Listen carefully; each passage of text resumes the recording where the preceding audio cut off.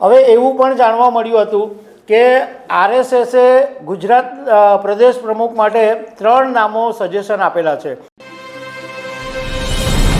નમસ્કાર। ગુજરાત પ્રદેશ ભાજપ પ્રમુખના નામોની અત્યાર સુધી જે ચર્ચા ચાલતી હતી એમાં હવે અચાનક એક નવા નામનો ઉમેરો થઈ ગયો છે અને એવી ચર્ચાએ જોર પકડ્યું છે કે આ નામ જાહેર થવાની વધારે શક્યતા છે, કારણ કે આ નામ અત્યારે ટોપ ઉપર ચાલી રહી છે। અને અત્યારે જે આ નવું નામ ચર્ચામાં આવ્યું છે એ સૌરાષ્ટ્રના એક ભાજપ નેતાનું છે, જે અત્યારે ધારાસભ્ય છે અને પૂર્વ અનુસૂચિત જાતિ મોરચાના પ્રમુખ તરીકેની જવાબદારી પણ સંભાળી ચૂક્યા છે। તો આના વિશે હું તમારી સાથે વાત કરીશ। મારું નામ રાજેશ શાહ છે અને તમે જોઈ રહ્યા છો ગુજરાતના સૌથી મોટા ડિજિટલ ન્યૂઝ પ્લેટફોર્મ ખબરછે.com। ભાજપના રાષ્ટ્રીય અધ્યક્ષ અને ગુજરાતના પ્રદેશ પ્રમુખનો જે કોકડું હતું એ લગભગ 11 મહિનાથી ગૂંચવાયેલું છે, કારણ કે ગુજરાતના પ્રદેશ પ્રમુખ તરીકે CR પાટીલ હતા અને એમનો કાર્યકાળ તો ક્યારનો પૂરો થઈ ગયેલો અને લોકસભા 2024 પછી એમને કેન્દ્રીય મંત્રી તરીકેની જવાબદારી મળી એ પછી આ પદ ખાલી હતું। પરંતુ ઘણા એવી વખત એવું જાહેરાત કરવામાં આવી કે હમણાં આ દિવસે પ્રદેશ પ્રમુખનું નામ જાહેર થશે, આ દિવસે થશે, પરંતુ કોઈકને કોઈ કારણસર પ્રદેશ પ્રમુખનું જે નામ હતું એ જાહેર નહોતું થતું અને આગળ એનું ટાળવામાં આવી જતું હતું।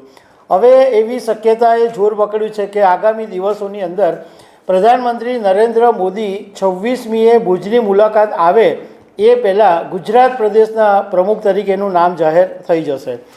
હવે અગાઉ જ્યારે નામો ચાલતા હતા ત્યારે ભાજપના સાંસદ દેવુસિંહ ચૌહાણનું નામ ચાલતું હતું, બાલુભાઈ શુક્લનું નામ ચાલતું હતું, મયંક નાયકનું નામ ચાલતું હતું, જગદીશ વિશ્વકર્મા, ડૉક્ટર મહેન્દ્ર મુંજપરા, પૂર્ણેશ મોદી, આવા ઘણા બધાના નામો ચાલતા હતા।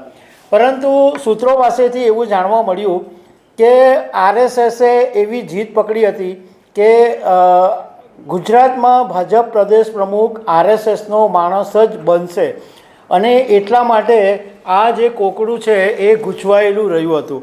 હવે ભાજપ એવા ઉમેદવારની શોધમાં હતું કે જે ઓબીસી, એસટી અને એસટી સમાજના લોકોને સાથે રાખીને ચાલી શકે એવો માણસ મળવો જોઈએ અને હવે એવી માહિતી મળી છે કે ભાજપને એવો વ્યક્તિ મળી ગયો છે જે ઓબીસી, એસટી અને એસસી અને એસટી સમાજના લોકોને સાથે રાખીને ચાલી શકે એમ છે। અત્યારે સૌરાષ્ટ્રના આ જે નેતાનું નામ સૌથી મોખરે ચાલી રહ્યું છે એમનું નામ છે ડૉક્ટર પ્રદ્યુમન વાજા। ડૉક્ટર પ્રદ્યુમન વાજા મૂળ કોડીનાર તાલુકાના છે અને કોડીનાર તાલુકો એટલે ગીર સોમનાથ પાસે આવેલો છે અને તેઓ અત્યારે ધારાસભ્ય છે અને ભાજપમાં અનુસૂચિત જાતિ મોરચાના પૂર્વ પ્રમુખ તરીકે પણ તેઓ રહી ચૂક્યા છે। ડૉક્ટર પ્રદ્યુમન મૂળ કોડીનાર તાલુકાના સરખડી ગામના વતની છે, પરંતુ તેઓ અત્યારે અમદાવાદની અંદર તબીબી વ્યવસાયની સાથે સંકળાયેલા છે અને એકદમ એજ્યુકેટેડ પરિવારમાંથી આવે છે।